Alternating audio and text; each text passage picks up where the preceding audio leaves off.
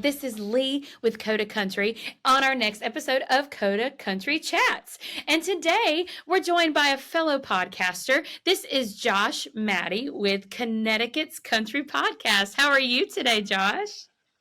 I'm good. I'm excited to finally collaborate with you and have a fun conversation. Yeah, definitely. And I know Josh and I have kind of been bouncing back and forth on Instagram, and probably since I would say June or so in the summer, just kind of like getting a vibe from each other and hearing about, different parts of our podcast lives. So Josh, the first real time that I got to talk to you, you were gearing up and getting ready for your first trip to Nashville. So tell me a little bit about that and how much of a fun time that was. It was absolutely a blast from start to finish. Even the 15-hour car ride from Connecticut. That was that was my girlfriend got it in her head that she was determined to drive down, and I was like, you know what? If that's what you want to do, I'll let you do it, and we'll see where things go. And it was quite the that was quite the experience. Also, even the drive down to Nashville. Yeah, I was gonna say, I don't know if a road trip for 15 hours would be a lot of fun. I will say, like where I'm from, it's only maybe 6 to 7 hours, so it's not as far, but I couldn't imagine doing 15 hours in a car. That's that's a lot. So, Lots of good music though. oh yeah, I love a good road trip playlist for sure. Tell me, what was one of your favorite things that you saw while you were there? I would say meeting some of the artists that were down there. I had a chance to go to Winners, where Whiskey Jam was at one point for many years, and then Rebel Yeah. Rouser is there now on Tuesdays. So the Broadway aspect of my trip was a lot of fun going to see all the different bars. But I think the best part was interacting individually with some of the artists at some of those smaller places. Very cool. Who did you get to meet? I met Dalton Lee, who's a fun up and coming artist. Yeah. Blair Elbert was a lot of fun to talk to. I had her on my show a couple weeks ago, and Cool. Ronnie, who actually runs Rebel Rouser, he was a blast to chat with. So a lot of really cool people out in Nashville, very talented people out in Nashville too. Very cool. Very, very cool. So tell me, knowing that you have Connecticut's country podcast, and you just talked about how you had Blair on your show, why did you start the podcast in the first place? Tell me a little bit about like the why of what you did. Well, I was on country radio for many years here in Connecticut on 97.7 WCTY, and I loved everything that I did there. And unfortunately, it came to an abrupt end during COVID, where they Oh, had to let some people go, and I was yeah.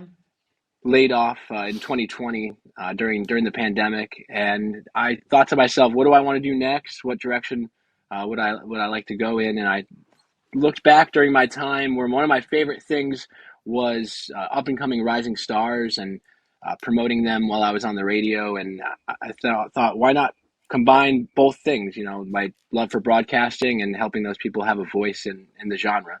So that's kind of where it all started. From your time um, out of radio into the podcast itself, how long has the podcast been going on? This particular podcast, I've kind of, I don't know about you, but I've had a lot of ideas that have been brainstormed, a lot of ideas that have started and stopped. And Yeah. so this particular show has been going for just short of a year. We're about to celebrate our 1 year anniversary on October 24th. Wow. But there was, Oh my, that's so cool. thank you. But there was a lot of failed experiments along the way between the layoff and this show. Yeah, yeah. Well, so Coda Country, like the I guess the presence itself is about to celebrate its 1 year this week too. Congratulations. And so I oh, thank you. But I totally get it. Like, it sometimes like you'll try a couple things and then they won't really work. Or you'll try some stuff and then it works really well for like 2 weeks Yeah. and then it's kind of falls by the wayside. So I totally get it. No, yeah, I get your idea of that. So doing certain podcasts, do you have a favorite guest that you've had so far? I would say that's a hard question. Yeah. A lot of really cool people I've talked to so far. I probably could Yeah. narrow it down to maybe three of the coolest people. Ooh, okay. Top three sounds good. Yeah. Uh, Not in any particular order, of course, but Okay. Hmm. Caleb Lee Hutchinson was a lot of fun to talk to. Uh, Man, I have been dying to get him on my show. he's he's a Dying, he's a he's a honestly. funny guy. He has a lot of jokes. He also has like a very big following. Yeah, I yeah. think I did like a random question on Instagram or something like who should I interview next? And I had like no lie, 50 people be like Caleb Lee and I'm like, "Oh my gosh." Okay. So I keep trying to get him on my show. Maybe you can help me out with that. Anyway, Well, yeah, keep I going, keep going. remember posting about him being on the show, and all of a sudden my Instagram was just blowing up. I was like, "Wow, this guy, he's popular. He's Yeah. got a good following." Yeah. That's awesome. So Who else? Jackson Snelling, also from American Idol, he was like probably one of my maybe he was actually probably number one, to be honest. I Aw. don't want to put like a number on it, but he was really cool and really genuine, and he's got a great story. Hmm. He just recently was on The Voice. He's on The Voice for this year again, so I'm really happy to see his success. Wow. Um, Yeah, so Jackson definitely. Snelling, Caleb Lee Hutchinson, and Travis Denning, probably another for that top three. That's so cool. Um, did you did you schedule a recording with Travis Denning, or did you like happen to see him at a show? How did your meet go with him? I kind of, on a whim, reached out to his manager and asked if they were interested. And he was going to be coming to the Wolf Den, which is a local uh, area, a local. It's a local venue here in Connecticut at Mohegan Sun. It's inside the casino. Hmm. And I reached out and said, "Hey, would Travis like to be on the show to help promote that show? Because it's a free show, and not everybody realizes what's going on in the Wolf Den sometimes." Right. Okay. So Yeah. I decided to reach out and on a whim, and it worked out. It was really cool that Angie, his manager, was able to help set that up. Wow, that's so cool. No, and yeah, he's another one on my list that like I really want to talk to because he's a Georgia boy, and I feel like we could have a lot to talk about there. So cool. Okay, I'm glad to know that those are in your top three though, because I feel like I would also want to talk to them, and it's good to know they're good conversationalists. So Yeah, I don't know I've been about really you, but blessed. yeah, I've been really blessed so far with all the cool people I've been able to talk to. and like this is I know that with your history in radio, and you obviously are very good at that and very good at being able to talk and think on your feet. I am new-ish to this. I started the podcast back in January. And I don't know, I'm just kind of making it up as I go. And that's not like a bad thing.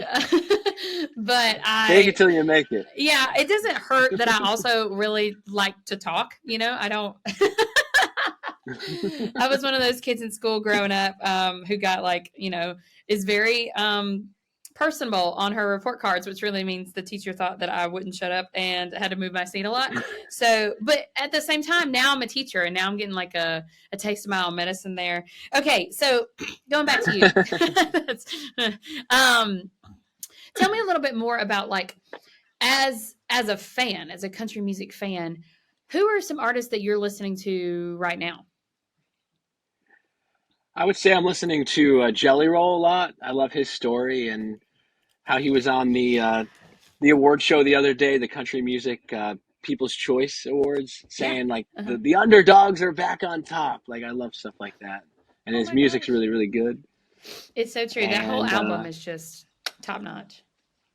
Bailey Zimmerman, I can't turn off his song religiously. That's a really good song. Yes. Oh my gosh. It just spent like I think it was number one maybe last week on the radio. So that's pretty awesome milestone for him. I know he's had a couple there. Yeah.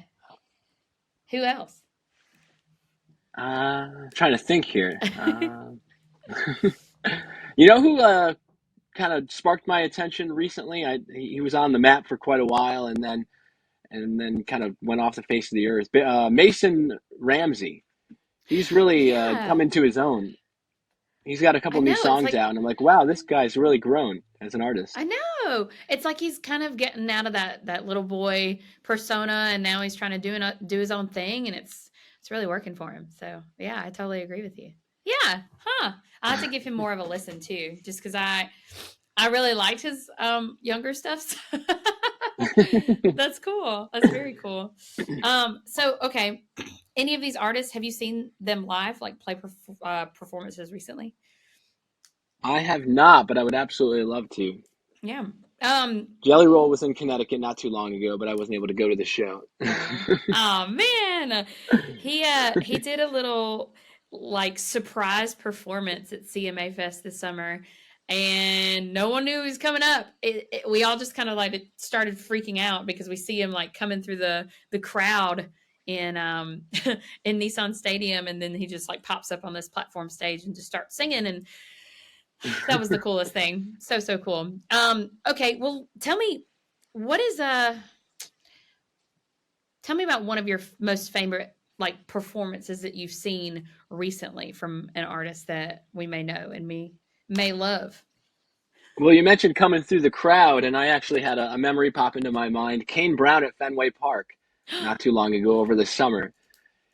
I've never seen an artist who he's playing in a baseball stadium, like a humongous Yeah. baseball stadium, and he decides to go off stage and walk through the crowd, and he literally shook the hands of every single person in the front row from one side of the baseball field to the other. It was quite impressive. I was like, holy crap. Wow. Yeah.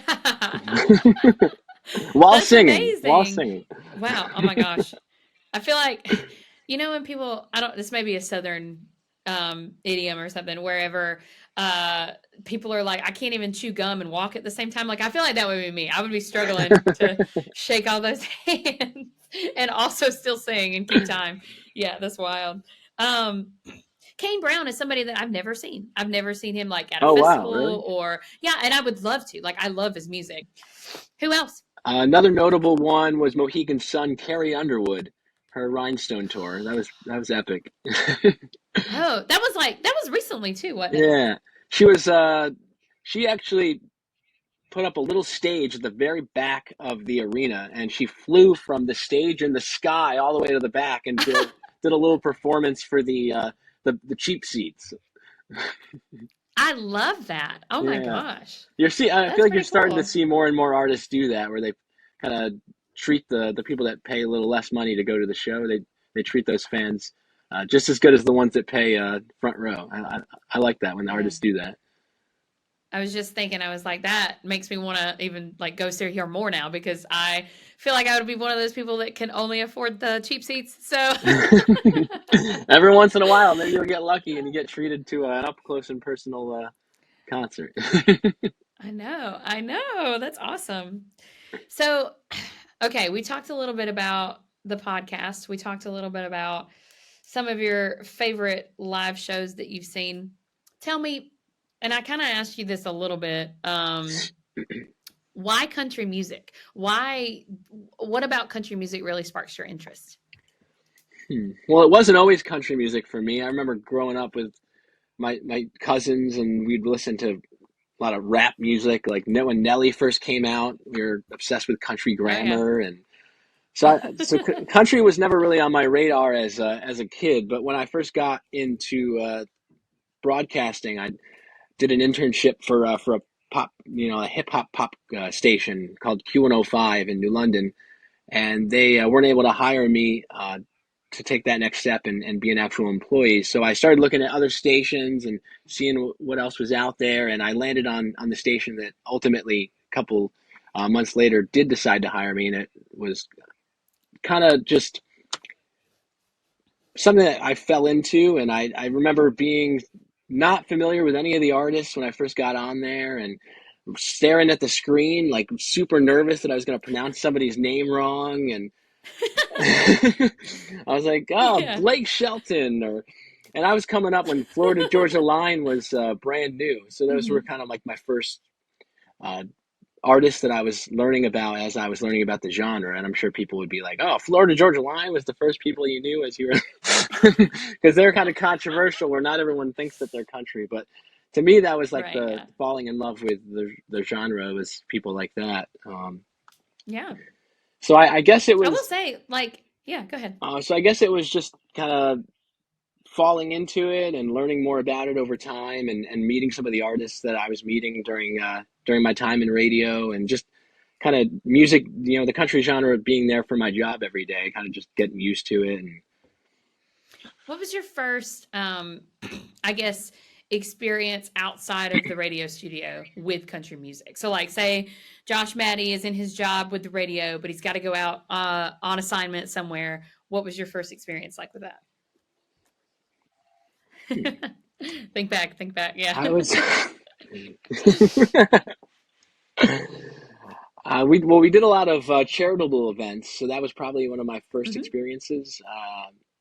Like we did a lot of food drives for the local area, raising money for money and food for food banks. So that was, thinking back, that was probably one of my Yeah. first assignments when I was only part time at that portion of my career. I've always had an interest in radio because there's not very many radio stations where I live. I guess because I'm in like a rural part of the world. We have like three and three country radios anyway. But I've always thought like radio, I don't know if you call them DJs or disc jockeys or however you want to call it. They've always Personality. been like personalities. Yes, they've always There's lots of they've names always for been that. Yeah, they've always been kind of like a bigger personality subset of themselves, like throughout country radio. I don't know. I'm trying to think. We have one radio station down here. And the main guys are Cash and Woody, and they like I don't know. Their personas themselves have just kind of like blown up to be their own little like subset of celebrity, I guess, down here, which is very cool. And so that's always been one of those things that I've been like, oh my gosh, Cash and Woody's going to be at this Toyota Thon blah blah blah event, and I don't know. I just always thought that was so cool because like in its own way, being a part of radio makes you your own kind of celebrity within the country music world too. So working in radio. That was always kind of strange to me, actually, because I've never thought of myself as someone that's famous or really important in general. And I remember being in an event where there was a bunch of like different radio stations throughout the area, set up with different tables and tents, and people were walking around. It was before like a big fireworks show that we were having in our community, and some guy walked up to me with his mhm. kid, and he's like, "Oh, so and so, that's Josh Matty from the radio station." And then he decided to ask me to sign his kid's T-shirt, and I thought I was flattered, but at the same time, I was like, "This is so Aw. strange. Like, why is someone asking me for my autograph?" Aw. No, that's so cool though, because they hear you and they get invested in you too. And yeah, that's pretty awesome. How awesome. Well, okay, so I'm jumping around a little bit here. What do you think is the next step, the next set of of process for Connecticut's country podcast? I'd like to just keep growing the show as it is, try to talk to more and more people and help rising stars get their name out there. And I'd love to, ultimately, my goal is to try to get back on the radio in some capacity as well, and Yeah. try to maybe use the experience of meeting some of these stars to help them that way too. Like go back on the radio and have the knowledge of who these people are to try to help them that way. I feel as a teacher, as somebody who's like very much outside of the industry, kind of trying to work their way in somehow. Um, I just kind of have to do my research on my own and figure it out as I go. And Me too, to be that's been honest. kind of yeah. Before we hop off today, I do want to give a shout out to your Instagram handles and all of your social media stuff at Connecticut Country Podcast. I did not say that right. Say it right. Do it for me. It's at Connecticut's Country Podcast. With the S. See, I Yes, left out with the the S. S. This is why I needed to. See, this is why I needed you to correct me for sure. Well, listen, Josh Matty, I have had a wonderful time talking with you today. I appreciate you so much for coming on and spending time with me today. I appreciate it. Thanks so much for giving me a few minutes to tell a little bit about my show and my story, and talk about radio. It's always fun to talk about radio, so I appreciate you having me on. Absolutely. Fans out there, if you're listening, make sure you check out Connecticut's Country Podcast, wherever you can hear podcasts, and we'll check you on the next episode. This is Leigh and Josh Matty, and you heard us both on Coda Country Chats. Have a good day.